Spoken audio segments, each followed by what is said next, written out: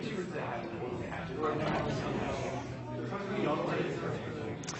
morning.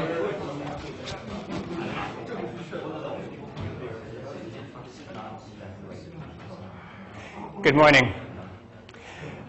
So today we're going to talk about photo stitching, creating panoramas from multiple images. And as you'll see, it's a good opportunity to kind of coalesce some of the techniques that we've learned over this semester, as well as introducing an interesting application. So just to note, homework 3 is released, but you have 3 weeks to do it. So you're able to work on the first problem, and I think the second problem, but the third and fourth problem, it will take about a week until we get to that material, so you have more time. So image stitching is a problem of you've got you've got 2 or more photographs that are of the same portion of the scene. So for example, if somebody wants to create this panorama, they take a bunch of separate pictures of slightly different orientations from the same position, and then they want to create a single larger image on top of it. So you can think of it as you want to paint the pixels from all these overlapping images onto a single canvas. So to do that, we need to we need to incorporate a lot of different techniques, actually all of which we've covered, but you'll see how they fit together. So we'll talk about the camera model, the use of homographies, which is just a projective transformation, solving systems of homogeneous linear equations using key point alignment and Mansac, then doing blending using Laplacian pyramids and other methods. And so we'll cover all that, and then at the end I'll also tell you how the iPhone stitcher works, at least according to their patent. So, so the basic problem is that we've got some camera at a fixed position, so the camera center doesn't change between the different pictures. You take one picture. So here note that I'm denoting the image plane as being in front of the camera center, because it's just often more convenient to think of it that way. And so we take one picture, we then rotate the camera, and we take another picture. And so in some scene points will be seen from both pictures. So for example, the tip of that little mini peninsula is seen in both of these images, and it's being projected onto different places in the image planes because the image planes are tilted or rotated with respect to each other. So the problem of image stitching is to detect these correspondences where you have the same image point. You have the same scene point in 2 different images. Use that to solve for a transformation, and then project all the points from all the images onto the same surface. So here we have the red points match. If we find a bunch of those points, we can solve for the relationship between the second plane and the first plane, which is along the dotted line. And then we can take the remaining pixels from the second image that don't match the first image and project them onto the same plane. And so that will give us a larger image that has all the colors and all the scene information from both images combined. So let me go through this a little bit more mathematically.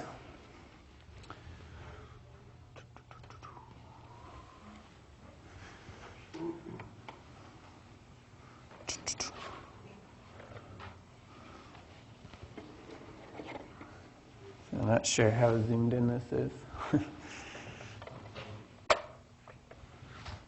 Okay, so again, we've got this is our camera center, and we're going to take 2 pictures from there. So we can say that t equals t prime equals 0 for convenience. So there's no translation between these cameras.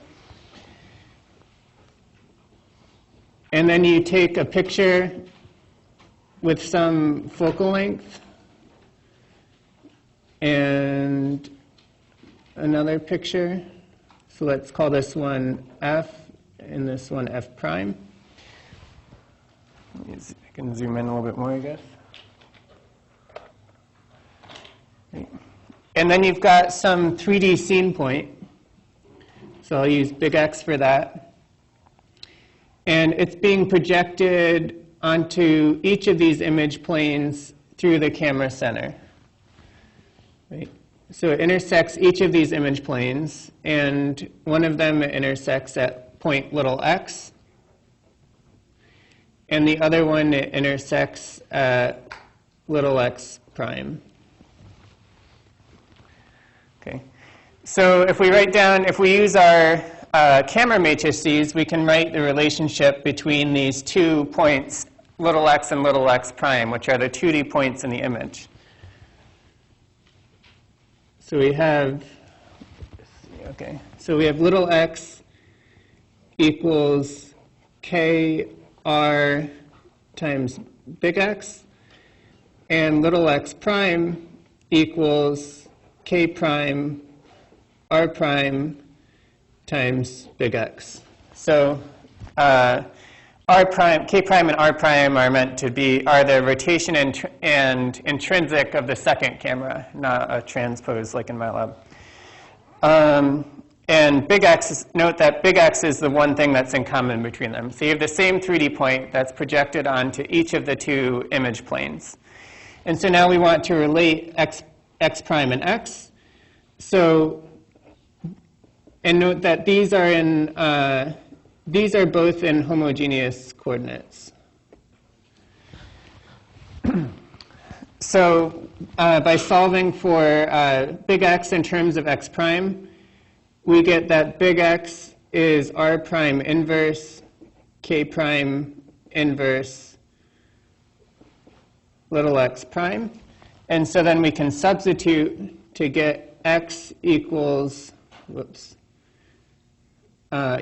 x equals k r prime inverse k prime inverse little x prime.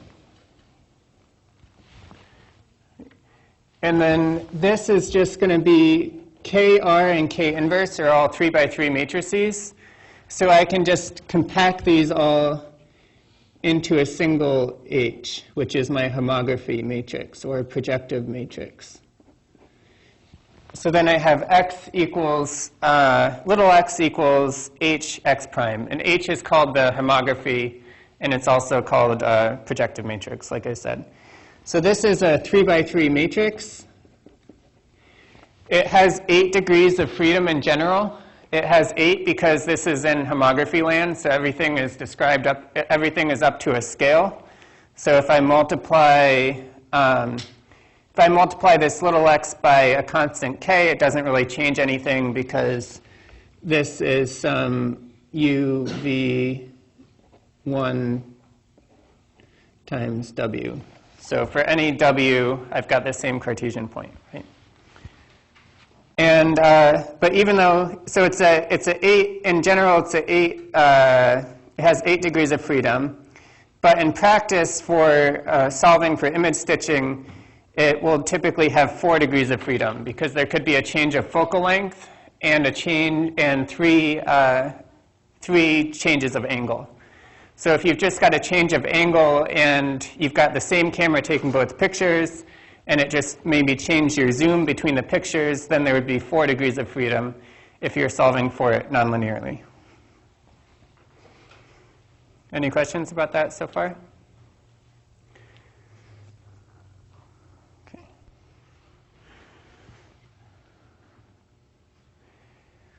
Okay. So so H there is the homography, and this is all written here. This is the same thing that I just said. So in general mathematics, you'll see a homography defined as a projective linear transformation. Usually when we say it in computer vision, we specifically mean a linear transformation between 2 image planes, or between some plane in the scene and the image plane. So the homographies are often used to project a 3D surface onto a frontal view, or to relate two different views that vary by only a rotation.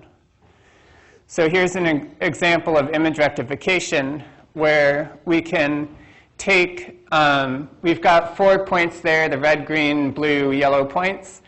And since we know that it's a tile floor, we know that they form a square.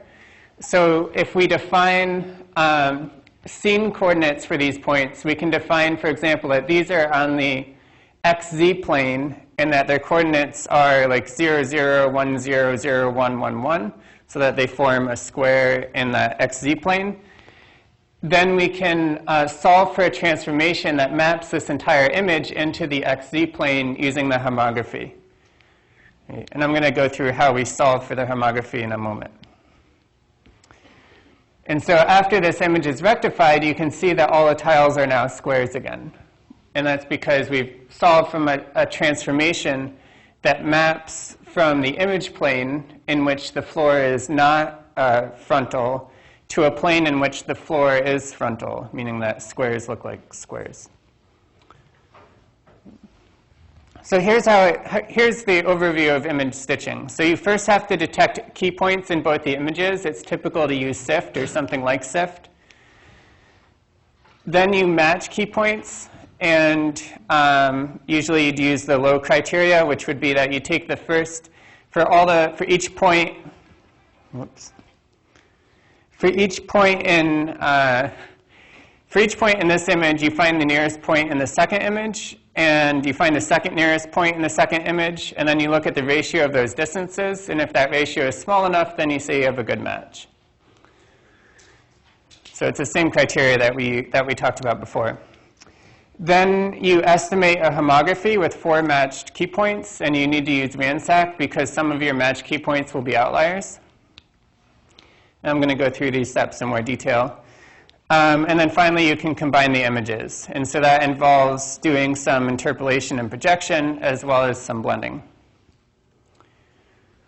Right. So I'm not going to go through the first 2 steps in any more detail, because that's something that we talked quite a lot about earlier. It's just detecting key points and then matching their descriptors. So how do we compute the homography? So assume that we have 4 matched points, and we need to compute homography H. We can do that using something called the direct linear transformation. And this is sort of a little bit review in a sense, because it's very similar to solving many other kinds of least squares problems that we've already dealt with, or systems of homogeneous linear equations. But I'll go through it anyway. So we have uv1 times w equals some h times u prime v prime 1. Okay, and here, if I have pairs of corresponding points, then I'm going to do ui vi. Okay. So if I have pairs of corresponding points, then u prime and v prime would be known, and u and v would be known. Those would be the 2D coordinates of the corresponding points. And h is not known, and w is also something that I'll have to substitute for. So h is equal to, I'll just call it a, b, c, d, e, f, g, h, i. And so I get w, u, i equals a ui prime plus b vi prime plus c. W vi equals d ui prime plus e vi prime plus f. And w equals g ui prime plus h vi prime plus I. Okay, so there's a little bit of an abusive notation, because here I mean the subscript of the point, like which point it is. This I is the variable that I'm solving for, but hopefully it's not too confusing. So now I can substitute this for w, and I would get ui times ui prime times ui times ui prime times g plus h vi prime plus I is equal to a ui prime plus b vi prime plus c. So note here, so this is the same as a ui prime plus b vi prime plus c plus 0 times d plus 0 times e plus 0 times f plus ui prime times g plus ui vi prime times h plus ui times I. So if I rewrite that in terms of my system of linear equations,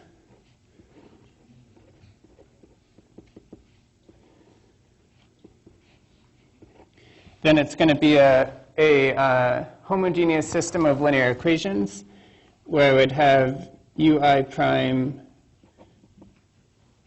vi prime 1, and I'm going to bring the left side over to the right side. 0, 0, 0 for DEF, and then I'm probably going to run out of space, but UI, or negative UI prime, negative UI VI prime, and negative UI, right? So that's just rewriting this in a vector product form. I mean, doing the dot product of the coefficients that I know with the variables that I don't. And similarly, there'll be an equation for V. So for every pair of corresponding points, I have 2 equations. I need 8 equations in order to solve this for these 9 variables, which are defined up to a scale. And I can do it using SVD, because it's a system of homogeneous linear equations.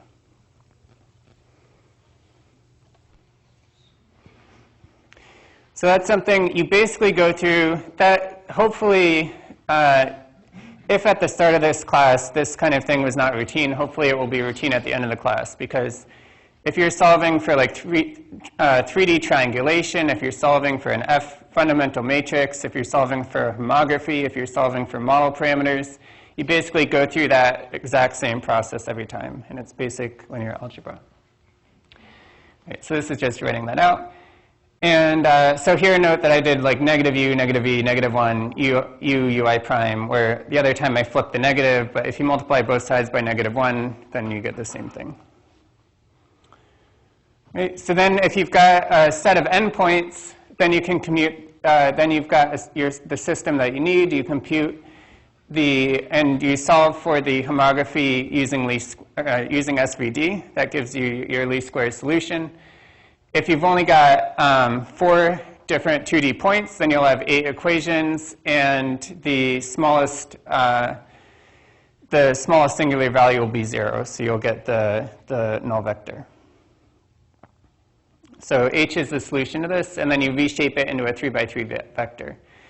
And you need to make sure when you reshape it that you shape it so that the variables go in the right place. It's easy to reshape it so that like A, B, C go down the vertical sides. And so you need to make sure if you do it that way, you have to take a transpose.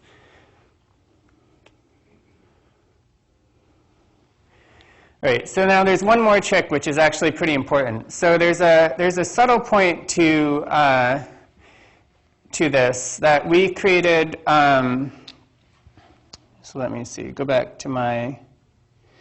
All right, so note that we found a least squares solution. So let's say we found a least squares solution, but it's in this homography space. And what we would really want is something that is a little bit closer to a least squares solution in the Cartesian space, where the distance between the predicted and actual value gives us some sense of how close the projection is in the image space. And to see why that's not the case, you could say, for example, let's say that we have a projection from some point P prime that projects to, I don't know, 200, 100, 1, okay? So I know that this projection from P prime projects the pixel coordinate 200, 100. So let's say in one case, I solve for an H that gets really close, and its projection is 200, 100, 0.5, right? In a least squares sense, these are almost the same. But obviously, in a Euclidean space, there's a huge, when I convert back to the pixel space by dividing by the third coordinate, there's a huge difference. And likewise, if I, on the other hand, my projection predicted 199.5, 100, 1, then that's actually a good prediction. Then when I convert back to the pixel space, I'm only half a pixel off. And so for these reasons, it's typical to normalize your coordinates. So instead of modeling this as 200, 101, you, for example, want to model it, you want all your numbers to kind of have a range of 1 to -1. So a common way is just to say that you're going to first transform your pixels. So instead of working with x and x prime, you work with x hat, which is a transformation of x, where the transformation could be, for example, 1, 1, 0. This, oops, sorry, let me write it. I'm sometimes pretty bad at talking while I'm trying to write matrices. 1 over sigma u.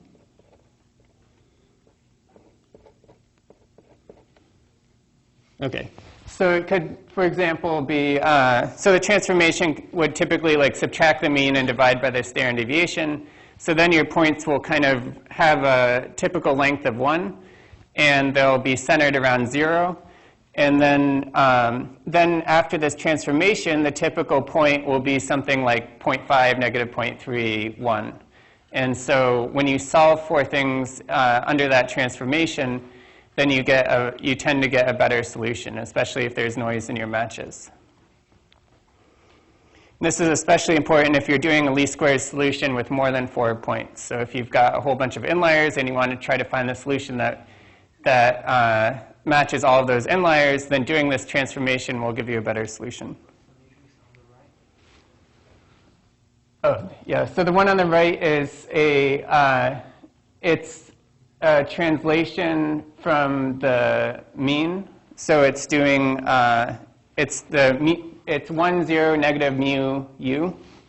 I know it's not very legible. So what I mean by that is it's the mean of all, so let me clarify this a little bit more. So for each image, you've got a set of points that you want to match. You compute the mean of the points in the first image and the standard deviations of those points. And those are the values of the transformation that are applied to the points in the first image. And so there I've got a translation matrix, which is 1, 0, negative mu u, 0, 1, negative mu v, 0, 0, 1. So it's shifting it so that the mean will be 0. And then to the left of that, I've got a scale matrix, which is 1 over sigma u, 1 over sigma v, 1 on the diagonal. And then likewise, you would do the same thing for some, for your points x prime that are in the second image, computing their mean, their standard deviation, and applying the transformation that you get from that. And then you solve for the homography between, you solve for x hat equals h hat, x hat prime, instead of solving for the transformation between the original points, you solve for the transformation between these transform points. And there's a lot of evidence. And it's been shown that this leads to a better solution. And it's used in some other kinds of solutions, like solving for fundamental matrices as well, which has a similar issue. Okay.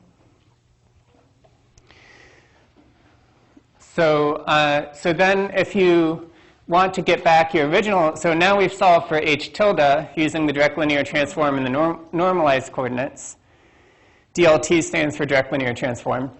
Then if we want to get back our original h, we just unnormalize. So if you look at the equations for x tilde and x tilde prime, and note that h tilde is mapping from x tilde prime to x tilde, then it's easy to solve that h is equal to t prime inverse times h tilde times t. And so that gives us our mapping between the points in the original coordinate systems. So this is all assuming that we have a set of matched points without outliers. So we actually know that our corresponding points truly match, so we can solve for least squares. But if we have outliers, then we have to use the Van Sack algorithm to try to figure out what the inliers are and to solve for some h that fits those inliers. So remember that to do Van Sack, you choose some number of samples. So how many samples would we want how many points would we want to sample in this case? How many pairs of corresponding points? 4. So somebody's flashing me fingers, yeah. So 4, yeah. So we need 4 pairs of corresponding points because that'll give us 8 equations. And then we go through some number of iterations, and for each iteration, we would sample 4 points.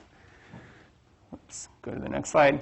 So we sample 4 potential matches, then compute h using the normalized direct linear transform on those 4 corresponding points. Then we would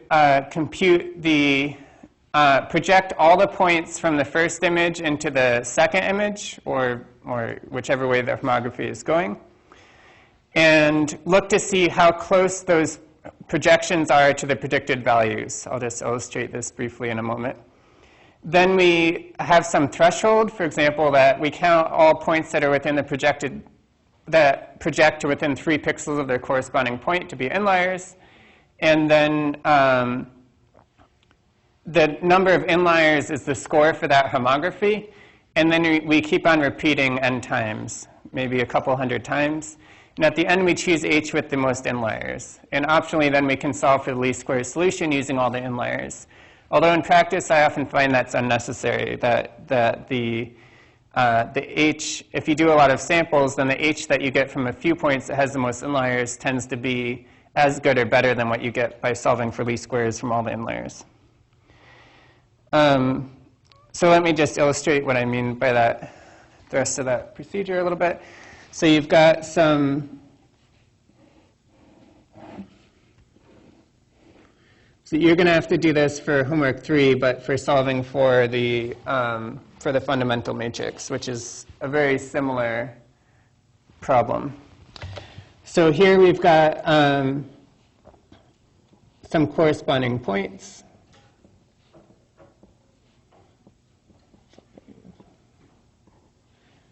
And they've been transformed somehow with this homography.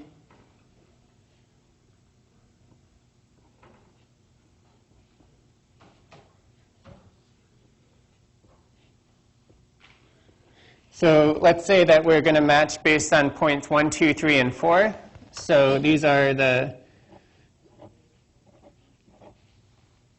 points that we're going to solve h based on.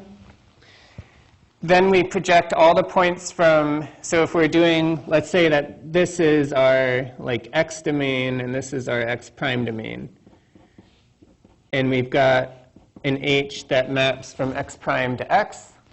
So after we solve for this h, then we map all the points from x prime from the second image into the first image.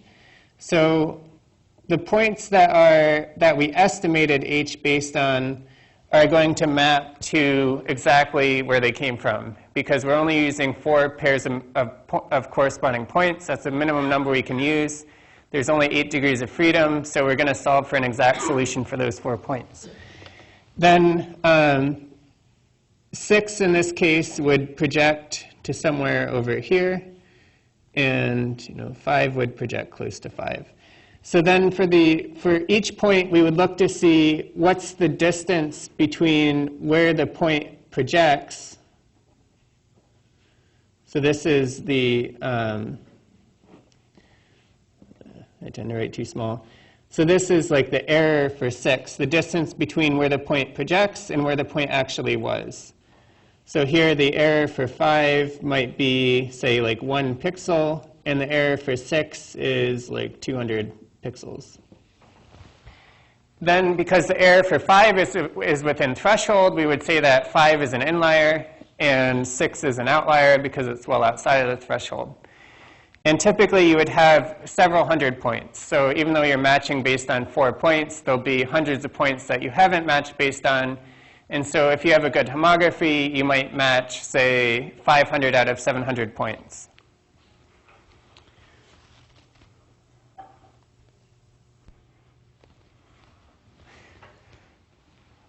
Right, find candidate matches, compute H.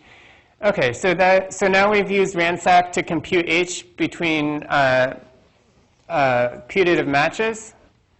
And then the final step is blending. We need to project each image onto the same surface and blend the two images. So here's illustrating the earlier part. We've got, there's two images of the mountain that match. These are showing the matched points. It's not showing which points match which, because that gets kind of messy, but these are just all the points that correspond in each of the images. Then after we compute the homography, we throw out the outliers. And this is showing all the points that are inliers for the homography. So you can see that initially there were a lot of spurious matches. Like all these points over here are false matches because they don't even appear in that image. This part of the scene doesn't appear in that image.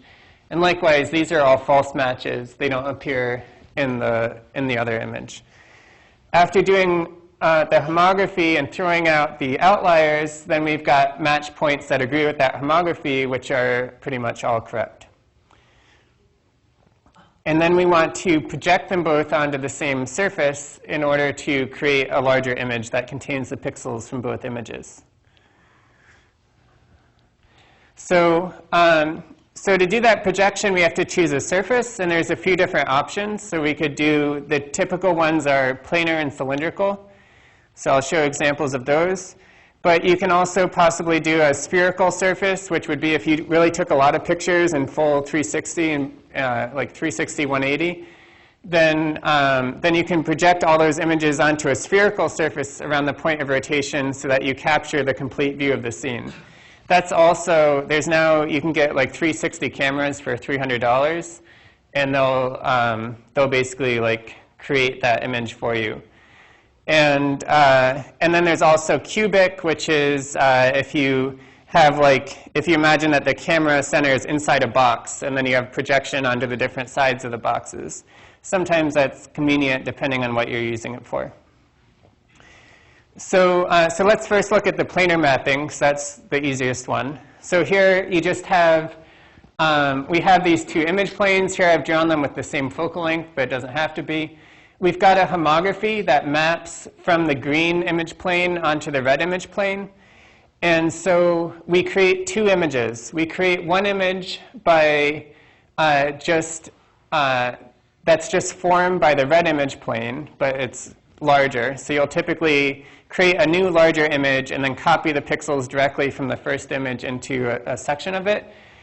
And then we take every pixel in the second image that's not seen in the first image. In other words, it projects outside of the bounds. Or you could just take all the pixels and project them onto project them onto the same plane. So here's what that looks like if we take all the pixels from the first image and project them onto this plane. And then we take all the pixels that don't overlap from the second image and project them onto the same plane. Now you'll note that the right side image looks warped, and that's similar to, imagine that you projected light onto like the wall at an angle. It would also have that same kind of warping because the pixels that project further away onto the plane are going to get stretched out more. So you can do that, and then you would typically crop it, and now you get your panorama that lets you see the pixels from both views. The other kind of mapping that's common is a cylindrical mapping. So for this, the advantage is that all of your image planes are kind of close to the surface, so you end up with less distortion, although it's a nonlinear mapping. And so for this, you would compute, you would turn your H, instead of only solving for H, you would also encode H in terms of a rotation, so that you have a rotation angle between your different views. And then you can solve for where each pixel would project onto the cylinder, and you would want to create the cylinder to be a radius of the average focal length so that the planes are close to it. That minimizes distortion. And then you just, again, like project each pixel from each image onto that cylinder. And so this is doing the projection for those images onto a cylindrical surface without yet doing any blending. So you can see that the projection, because the planes lie close to the cylinder, I don't get like that large distortion. On the other hand, things that are straight lines are not necessarily straight anymore because I'm projecting onto a curved surface instead of projecting onto a flat surface. And so then this is after cropping. So here's a comparison. So the advantage of planar, I guess, would be that straight lines would remain straight. It's a simple mapping to do, but most times, anytime you use a Stitcher algorithm, it will almost always do a cylindrical mapping because you can see how distorted the planar mapping is.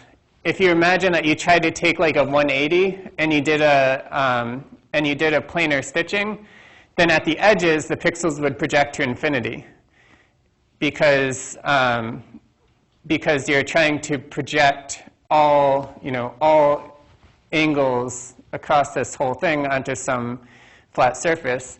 While cylindrical, you can project any angle onto that cylindrical surface. So a planar mapping can only be used for doing like small panoramas. And the cylindrical mapping also, even though it has some minor distortion due to projecting onto a curved surface, it feels like it has less distortion than the planar, which stretches a lot of the pixels. So this is how you would create a stitching between like 2 or more images. But now let's look at an algorithm for trying to, let's say that you have a folder of images and you want to just automatically create panoramas out of different groups of photos. So here this is from Brown and Lowe's talk. Brown and Lowe created I guess the first version of the panoramic stitching algorithm that is commonly used now. So the SIF-based version. So here you have a whole bunch of images on the mountain. You can see that some of them are pictures of the same scene, but others aren't. And so it'd be nice if you just had, you could take your folder of photos and not even tell it, like these ones belong together and these ones don't belong together, but just have an algorithm that suggests, like, I'm just gonna stitch these into panoramas and see if you want to keep it. It's kind of like Google photo style, I guess. So, so here the input is n images. The first step is to extract SIF key points and descriptors from all of the images. And now, instead of using the ratio test, so one tricky thing is that we want to figure out which other images match my current image. But I don't want to use a ratio test across images because that would, I might see the same point in many other images. So just because I see the same point at 2 similar distances doesn't mean that it's not correct. So they just take the 4 nearest neighbors for each point. And so for each image, you have some M matching candidates by seeing how many key points are matched between these images. So for image 1 and image 2, if some point matches another, if some descriptor here matches another descriptor here to within the 4 nearest neighbors, then they're considered a match. And M is a count of how many times we have a match between these images. And so they're going to consider at least 6 matches for that pair to be further considered to be related. Then you solve a homography for each matched image. So this is kind of a verification step. So here, at this point, at 3A, between 2 images, we might think, like, I've got a couple hundred points that I think might match, but then you need to check to see if they're actually consistent with some homography. So you solve for the homography using RANSAC, and then you see how many inliers you have. And if the inliers is, this is the score they use in that paper. If the number of inliers is at least 8 plus 0.3 times the number of initial matches that you thought you had, then you consider it to be valid. So in other words, you need at least some minimum number of inliers. And also, you want it to be that, if 90% of your initial match points were outliers, then you might think you just got 10% of them by being lucky. So that's the motivation for that threshold. Or unlucky, I guess. So after this step, then we have pairs of images where we've verified using the homography that we have a lot of good key point matches between them. So we can create a graph out of these pairs of images. So here, this is showing the edges of the graph. So, whoops, I've got to bring my mouse over here. So here you can see this means that these two images were found to match, and these two images were found to match, and these two images were found to match. So you've got a tight cluster there. And so then you do connected components on this graph. So these three images will be grouped together to create a panorama. In this case, image 1 matches 2, and 2 matches 3, and 1 does not match 3. But these will still be grouped together by connected components, and then you can create a panorama that kind of stitches them together in a sequence. Right? And similarly, for some of these other ones, like for this one here, you have a really big panorama that also groups, pulls in some images from the top row. So these are the clusters that you get out of that. And then for each of these clusters, you create a panorama.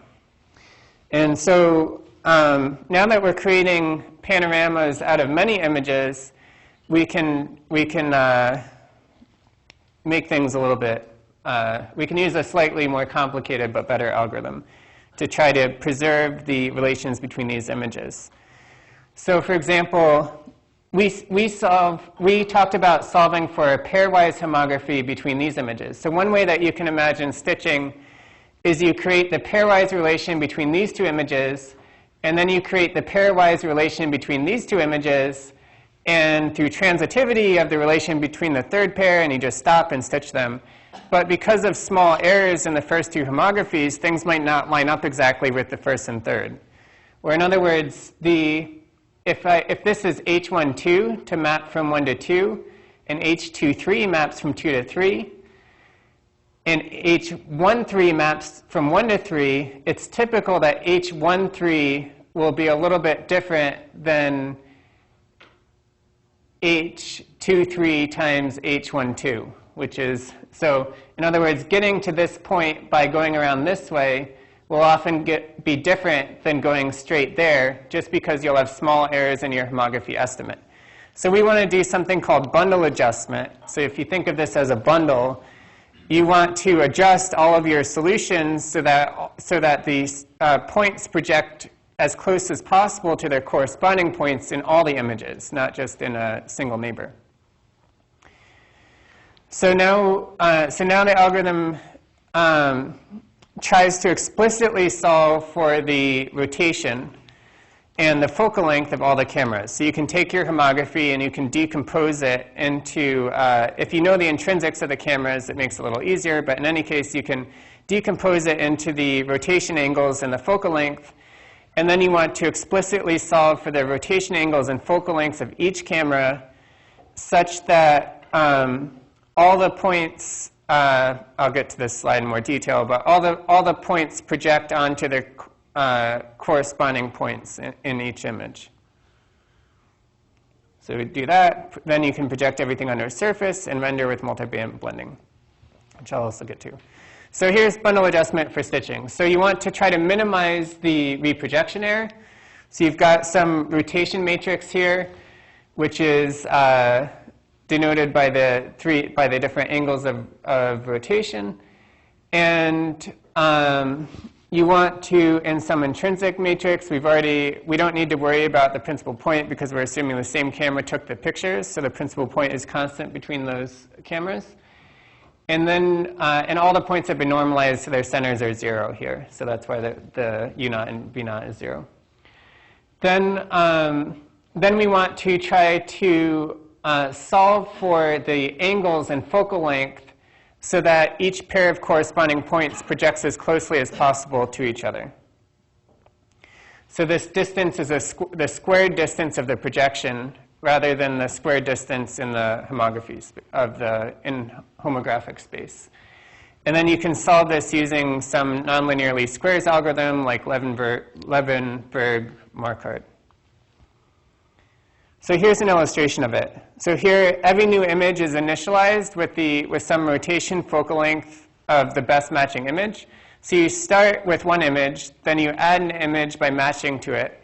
Then you add another image by matching to the one of those first two that it matches best. And then you do bundle adjustment, refining all the parameters to minimize all the reprojection errors. And it's animation. So you can see that the first guess is often adjusted.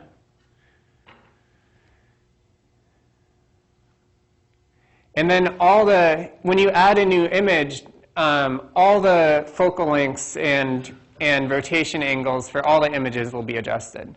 So if you add a new image that connects multiple images, it refines your estimate of all the images. And then after you do this with all the images, then you get a nice big panorama. But here you can see that there's obviously a lot of seams, which you don't want. So then the next challenge is, how do we get rid of those seams? How do we make it so it looks just like a normal image instead of that you slap together a whole bunch of different images? So these seams are caused both by changes in the gain of the camera. So you can see that like over here, the sky color doesn't match because the camera gain changed. But also notice that the corners of the image tend to be kind of dark. So actually the imaging properties don't seem to be uniform across the sensor, and that's also pretty common. So in order to blend these images, we have to try to make a judicious choice of the seams, where we actually want to take which image we should take, which image on this surface we should take each pixel from. So like if we have overlapping images here, then we have to choose some seam in between those images, where on one side of the seam we'll draw pixels from one image, and on the other side of the seam we'll draw pixels from the other image. And then we have to blend to try to get rid of this noticeable boundary.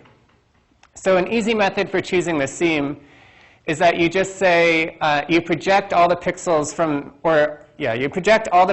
the surface that you're stitching on back to each of the image planes, and then you choose the image with the nearest image center. So in this case, you would take everything, you would create the image by projecting all of these pixels from M1 and all of these pixels from M2.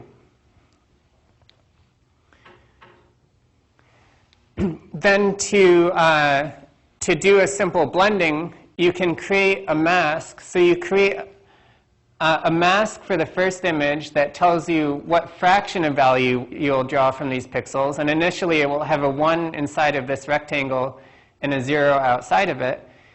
This will have a 1 inside of this area and a 0 outside of it. Then you can blur that mask. That's called feathering.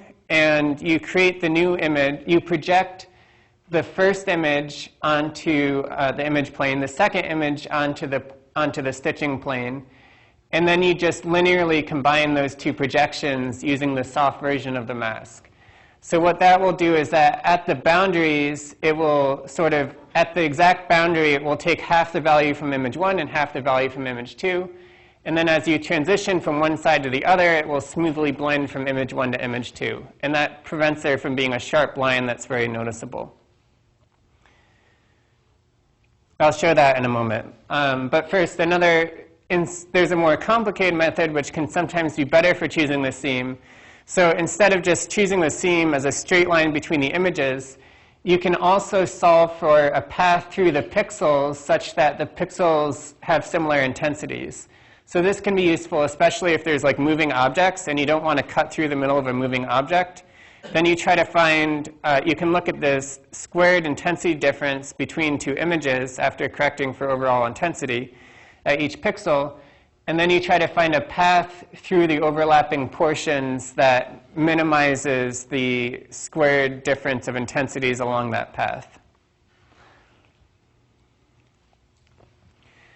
So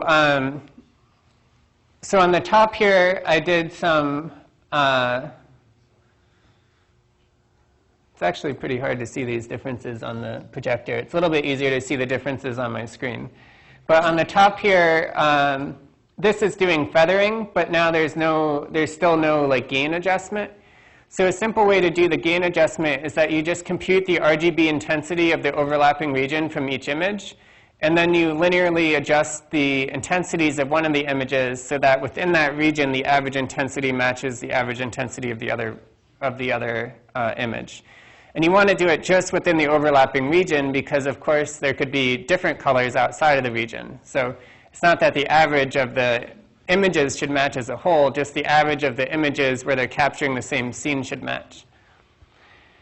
So after doing that, you'll have to look on your own screen to really see the difference. But before doing that, there's actually a pretty noticeable seam here on a high-quality screen. And after doing it, there's no noticeable seam down here. There's still a little bit of a seam up here, but that's because the clouds were moving between the pictures. This isn't powerful enough to do that. So there's another method for blending which is very commonly used, especially for photo stitching, which is called multi-band blending. And this uses the Laplacian pyramid. So the idea is that you want to blend quickly over details so that you don't end up blurring the details, but you want to blend slowly over the overall intensity so that you have a slow transition from the colors in one image to the colors in another image. So this is the result of that, and I'll describe the method. So that gives you something where you've got like sharp details everywhere, but you have a nice smooth blend across all the images. Now you can't see any seams. So the idea is that you create a Laplacian pyramid for each image that you want to blend. And then you do the method I described where you create a mask that says which pixels you'll take from the first image and which pixels you'll take from the second image. And you blur that mask at each level of the pyramid. And so at the high resolution parts of the pyramid, the mask will be very large. And so the same level of blurring will lead to a sharp transition. And at the coarse levels of the pyramid, the mask will be really small, and so the same level of blurring will be a smoother transition. Then you blend each of the levels of the Laplacian pyramid, and then reconstruct the image out of the blended images. So this is showing that in an illustration. So here we've got 4 images that we want to blend. These masks are choosing which pixel you'll take, or which image you'll take each pixel from. So for each pixel here, we have to figure out which of these 4 images do we want to take it from. And so like for these pixels, you're taking them from this image. Then there's a Laplacian pyramid is created for each image. So now I've got four Laplacian pyramids that are 3 levels each. So there's band 1, band 2, and band 3. And then I blur these masks. So note that they're really blurred. Since all the images are now resized to the same size, it looks really blurred on the coarsest resolution. So you're blurring really, really slowly, or you're blending slowly over the colors, but you're blending quickly over the fine details. So you then, for each of these levels, you create a blended image. And now you've got a Laplacian pyramid of your blended image, and then you reconstruct the original resolution image. So this is just showing, this is with linear blending, and there's a little bit of haloing because there was some movement and the stitching wasn't perfect, well, because the person moved. With multi-band blending, because you change quickly over detail and slowly over the larger color changes, even though it's not perfect to do the stitching, you can't really see where the seam is because it makes sure that at like edges of the backpack, for example, you're going to preserve that transition. And so you're able to fix small stitching artifacts as well as being able to create, being able to smooth over changes due to gain adjustment and other factors. So here's a comparison between them. So this is just a bunch of stitched images. This is after doing gain compensation for each image so that you're just trying to make their RGB profiles consistent. And then this is doing the multiband blending. So you can see even after the gain compensation gives it removes a lot of the really noticeable artifacts, but there's still a lot of places where you have a strong transition. And with the multiband blending, it looks like a really smooth transition between the different images.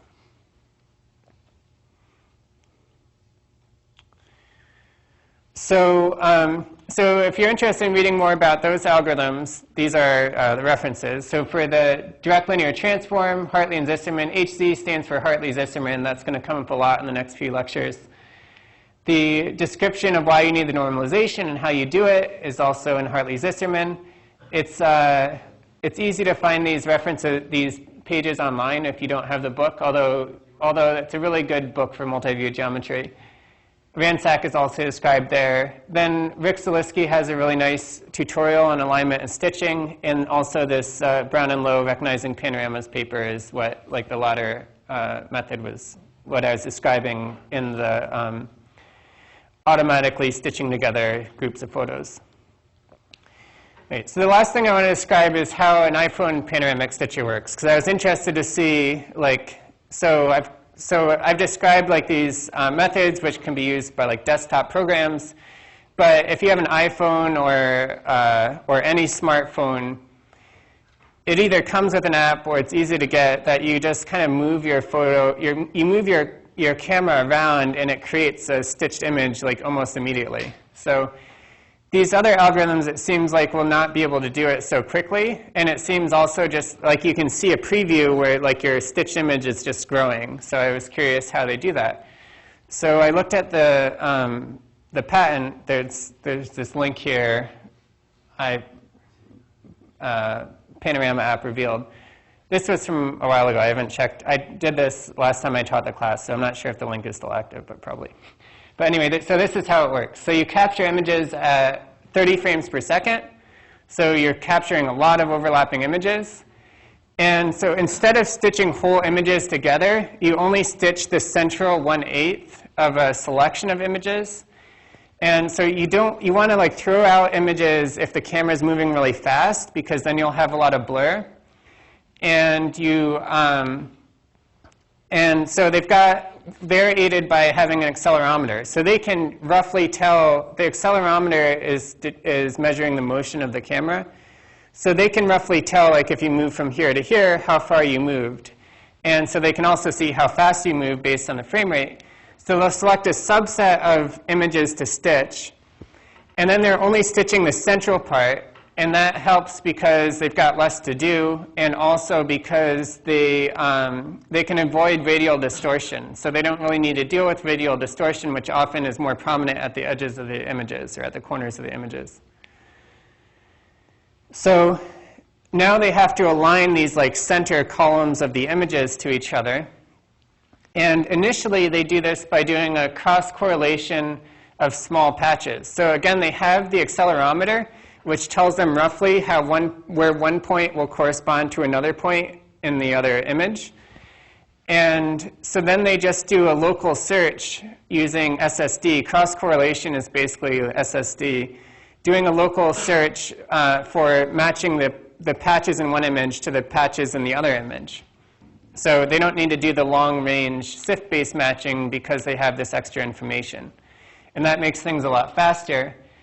And that gives them an improved alignment. And so now they've got a really good guess at where the corresponding points are. And then they can speed that up. And they describe a couple of different methods, and it's not like clear exactly which one they use. So they could do correlational matching, just means that they match the whole like eighth like overlapping areas. And actually you can do that with a kind of gradient descent, so that can be pretty fast, like just like we did for tracking. Then you can do, the other method is using KLT, so you detect key points and then match nearby key points, or Ransack with FAST. My guess is that they're probably just doing correlational matching, because that would probably be the fastest. And then they blend. So again, they describe a couple different blending methods, but seems like they're using just linear blending and then they also use a face detector so that they can avoid blurring face regions, and also they choose shots. They try to choose shots which are good shots of the face. So where somebody's not blinking. So this is a different method for doing it that takes advantage of the fact that you know roughly the motion between consecutive frames, and these frames are really close to each other. There'll be a really small angle between consecutive frames, so you only have to stitch like small portions of them that are not going to be distorted. All right, so these are the things to remember from this class. We have homography relates rotating cameras. You can recover the homography using Ransack in the normalized direct linear transform. DLT will be used a lot. That just stands for direct linear transform, solving for parameters with the linear system. Here we can use bundle adjustment to minimize the reprojection error for pairs of related images so that corresponding points project as closely as possible onto each other. And then some of these details to make it look nice are worth remembering, like doing blending with Laplacian pyramids. So today we talked about relating cameras that are taken from the same position at different angles. Next class we'll talk about stereo and epipolar geometry, which is relating cameras that are taken from different positions. Could be the same angle or different angles. But for this class, you make an assumption that the camera hasn't moved. The next class will make the assumption that the camera has moved, and then relate those poses and images to each other. Thanks. That's all for today.